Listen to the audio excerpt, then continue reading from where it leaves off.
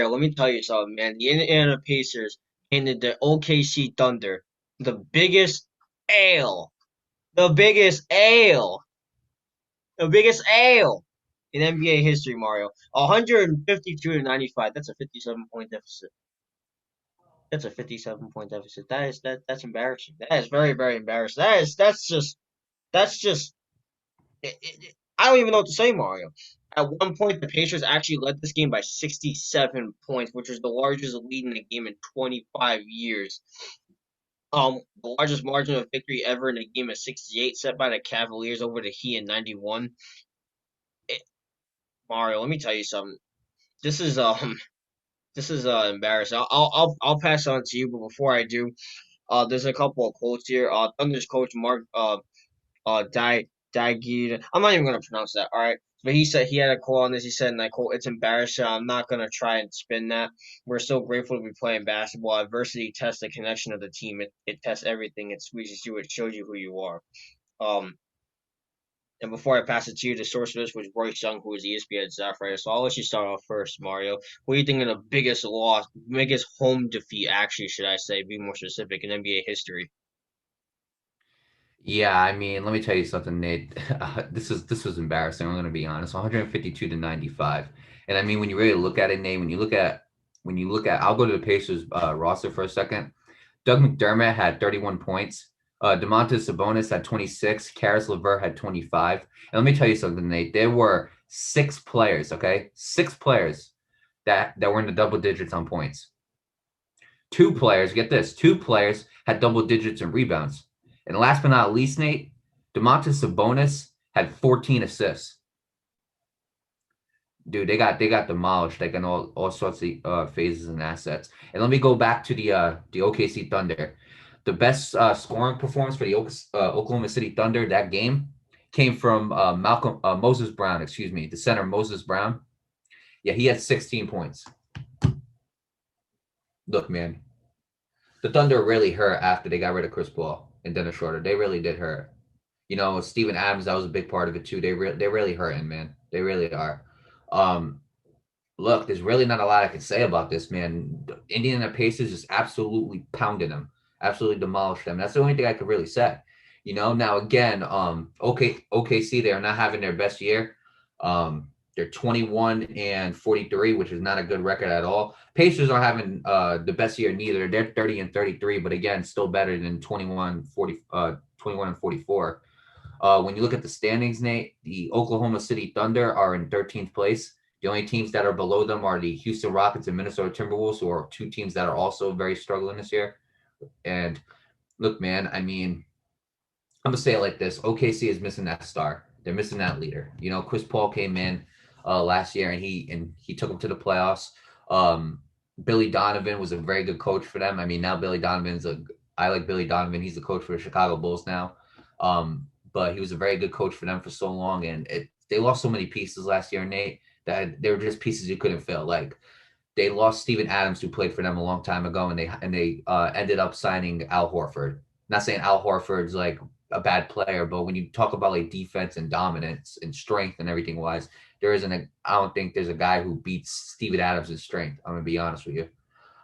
When you look at leadership, you know there really isn't a lot of leadership on that team. I want to say their best player is probably Shai Gilgeous-Alexander.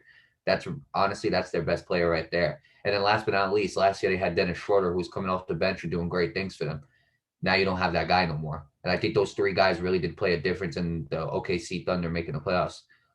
Those three guys plus Billy Donovan. So when you really look at it, Nate, the OKC Thunder are struggling this year. Most likely they're not going to make the playoffs. Um, but again, next year they better start getting some people. You know, they better start getting some leaders and some veterans that can help them with this team, because this year has just been very disappointing for the OKC Thunder. But you know what? Regardless of that, I wish the Oklahoma City Thunder the best of luck. As for the Indiana Pacers, they are currently in ninth place, which they could be playing for a play-in seed in the playoffs. That little play-in tournament for the playoffs, they could be playing in there. Um, but yeah, Nate, I gotta be honest though. The Indiana Pacers, if they end up going to the playoffs, Nate, I wouldn't be surprised if they shock someone. You know, now again, if you get the eighth seed and you got to play the Sixers or the Nets, that's going to be very disappointing. But again, I can see the Pacers definitely winning like a game or two in the first round. Domantas Sabonis has been very good this year. Karis LeVert has been a great addition to that team. Doug McDermott has had his moments. So I wish the Pacers the best of luck. I really do think that they got a lot of potential moving forward in the future. And I'm interested to see where they go in the future. I'm interested to see how good this team can really become. But again, with that being said, I wish the Oklahoma City Thunder the best of luck. I wish the Indiana Pacers the best of luck, and I'll pass it on to you.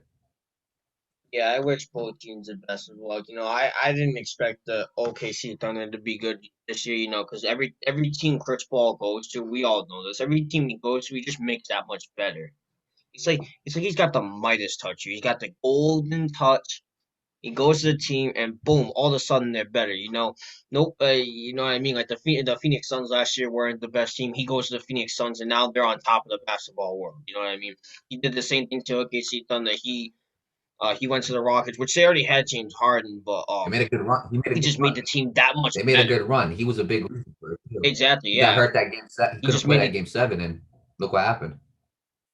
Yeah, and he just made the team that much better. You know what I mean? Even though they were already good, he just made it that much better. You know what I mean? So they're definitely missing Chris Paul. Obviously when Westbrook left Houston that a couple years back, obviously that hurt them a lot. But then when they got Chris Paul, they kind of suddenly forgot about that. Now they don't have any of them. But I did not expect them to be this bad, Mario.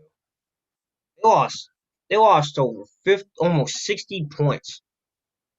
I mean, if I was the coach, I'd be pretty embarrassed too. I really would be. But well, and Mario, obviously, the Thunder aren't having a good season. In fact, they're actually got eliminated from playoff contention. So they're at this point they're completely out of the Right. picture.